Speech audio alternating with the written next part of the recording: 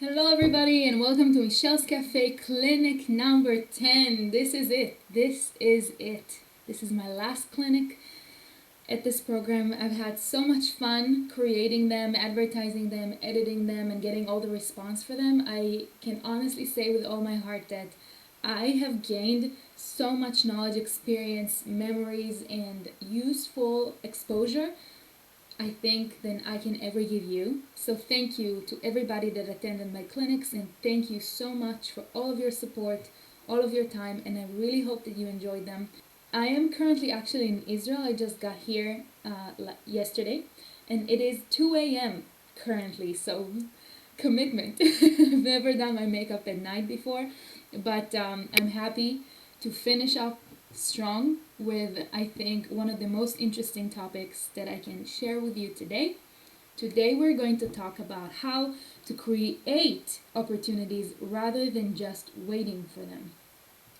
And so, let's get down to business. What is an opportunity? The definition of opportunity, according to dictionary.com, is an appropriate or favorable time or occasion, a meeting that is afforded an opportunity to exchange views, a situation or condition favorable for attaining a goal, a good position, chance, or prospect as for advancement or success.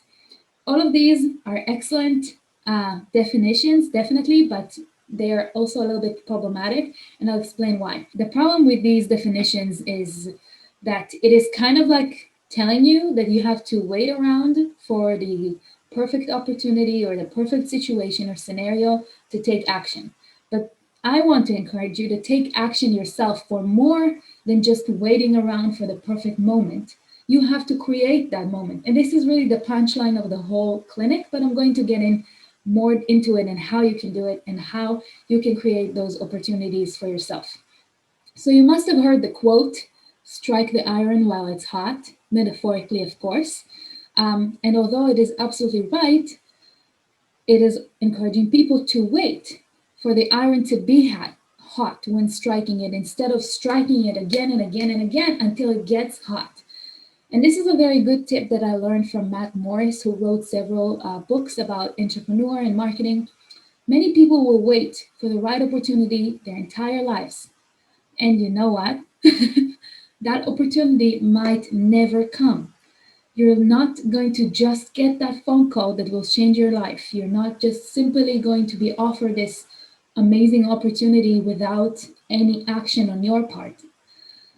It just doesn't happen, which is why you have to take action and make it happen for yourself. It is easier to blame others rather than taking responsibilities and solve the problem. And all of these things that I keep hearing from other people, and I'm sure you heard it too. And to be honest with you, I also sometimes say it out loud, but I try to catch myself and do something about it. I'll do it when XYZ happen, or if you are lucky, then this and this happen, and it won't work because of that and that. There's nothing available. I already checked. I'll wait until I'm fired to do this, or if it meant to be, then it will happen. The entrepreneur Noah Kagan was working in Google, and he now has his own app company in Asia. He calls all these excuses conditional living, and he shared a very, very simple example, but it just demonstrates this idea really, really well. He used to live in a building, and there was a realtor that really wanted to live in his building, but none of the properties were available. So this person reached out to Kagan and to all of the other tenders that owns apartments in the building to try and purchase their property. And despite the fact that none of the properties were listed and none of the properties were available, she asked them by email, she reached out to them, she tracked them down and saw if maybe some of them is still interested in doing it. And even though none of the owners were interested, Kagan pointed out that this realtor built a rapport with potential sellers, which will help her down the line much more.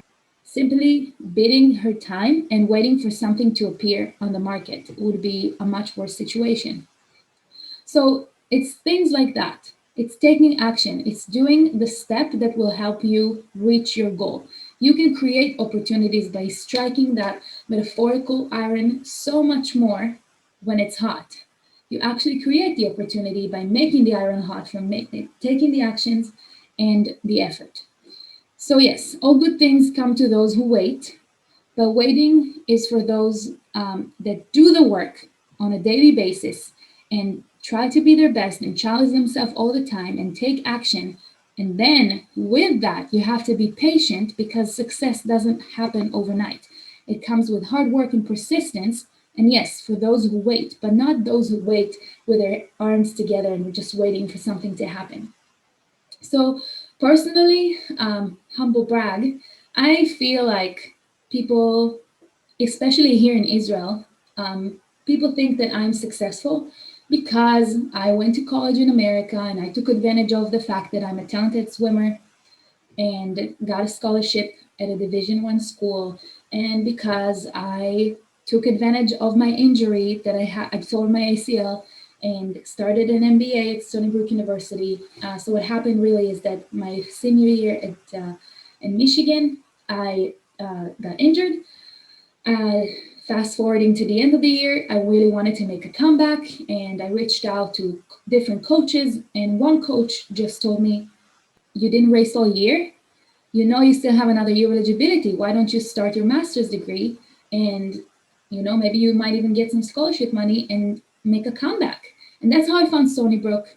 And I had an amazing year. I was declared a conference champion, and obviously it didn't happen because I got a phone call being like, "Oh, hey, I heard you got injured. Maybe you want to join our team next year and start your master's." No, it happened because I took action and I approached it and I did the research and I was ready to take action over it. And I'll tell you something else. Michel's Cafe, I did not get a call from Doreen being like, "Oh, hey, would you like to have a clinic series, Michel's Cafe, and to have these like interesting conversations with our WISE students?" No, what happened was that I needed some scholarship money and I had an internship with WISE for 6 months or so. And I approached Doreen and I said, "Hey, I'm wondering if you maybe have a GA position available that I can take." And then we came together with Michel's Cafe, and now they said that they're going to have these cafe series for many years to come, obviously led by somebody else every time.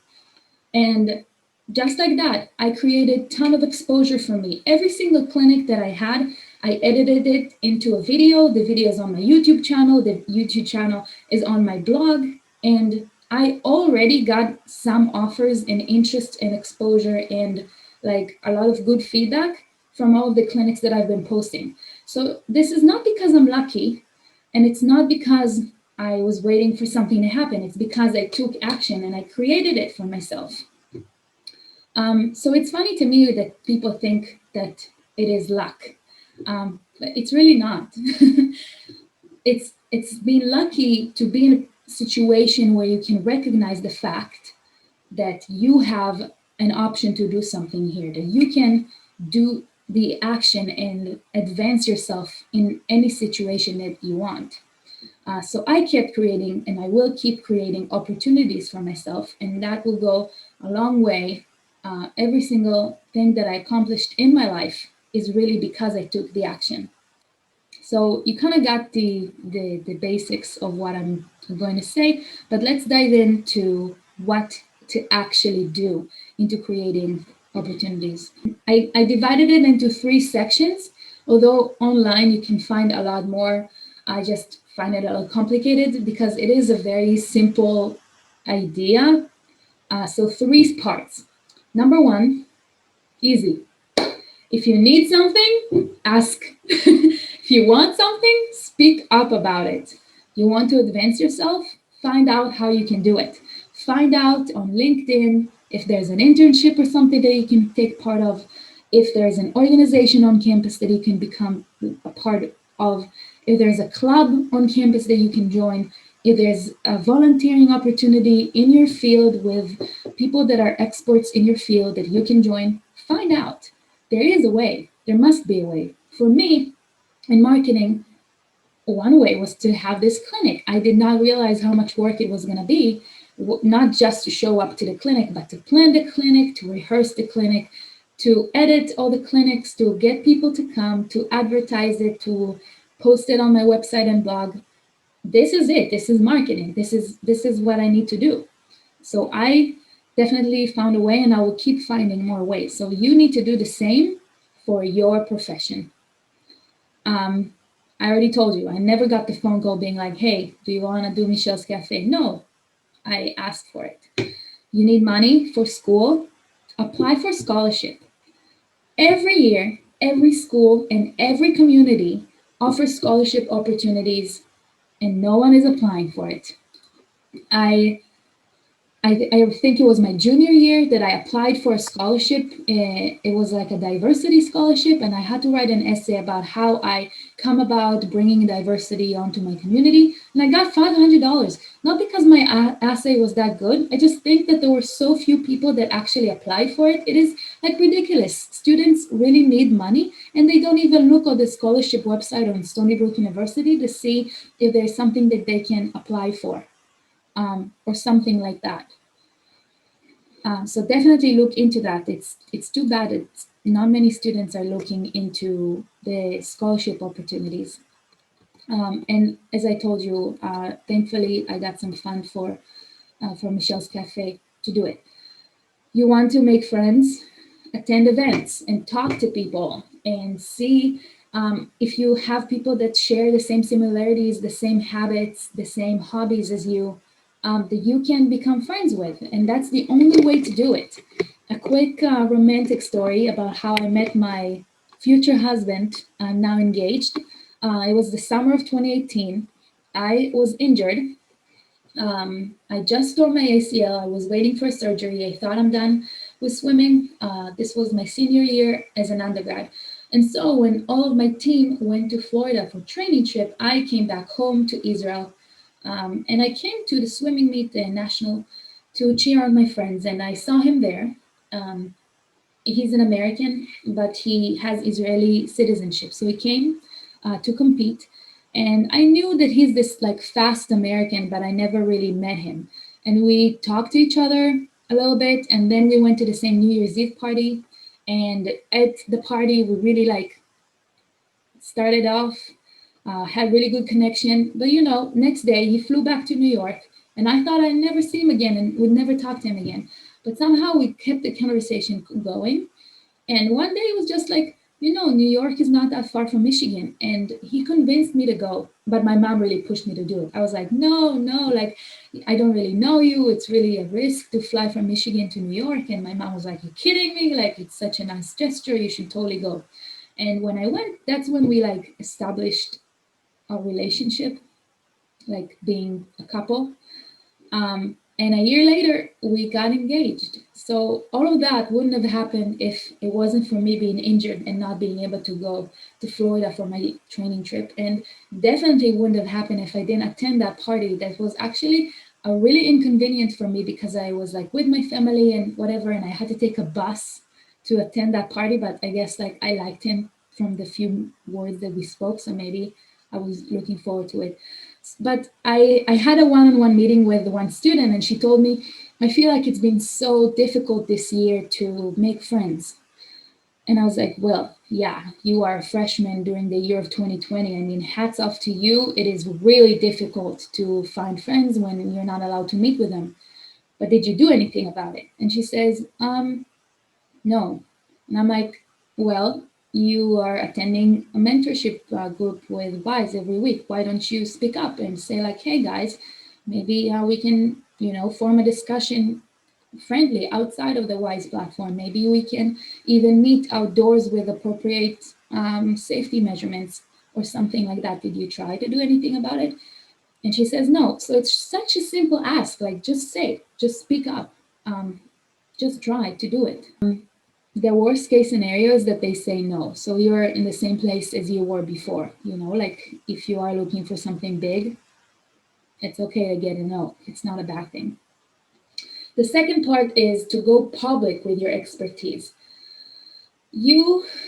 Every one of you here is smarter than everyone else at least one thing.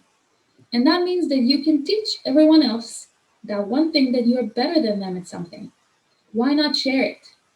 not just in like a private situation, but go public with it. That's what social media is for, to bring about different ideas, to talk about your expertise, to bring to the table something new and interesting. And for you, that might be talking about the stars, or talking about chemistry, or posting articles that are groundbreaking in your field. And it might be as small as that, and it might be even, building your own website and putting your homework assignment and the blog and stuff like that, and kind of building the ground for um, potential employers, or even like community experts, to see who you are and what you can do.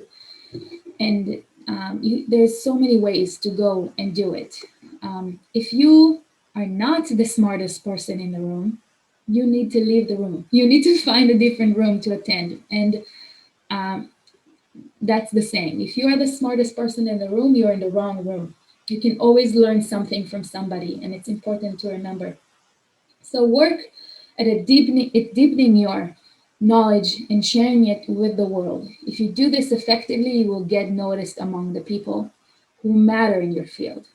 And you are much better in a much better position to create opportunities for yourself if you are no longer one of the many, but one of the few. So that's also, if I'm talking about myself, one thing that really motivated me to have this Michel's Cafe clinic, for example, because I knew, wow, 10 posts of me talking about different issues, I'm sure somebody will notice it and it will help me later in my career. So think about it. I know it's much trickier in STEM, but I am sure that you can find a way.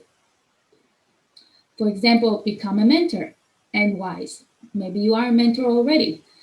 That's one way to become a leader and to kind of train your leadership skills, or maybe even become an e-board member, something like that that you can do that will, make you one of the few.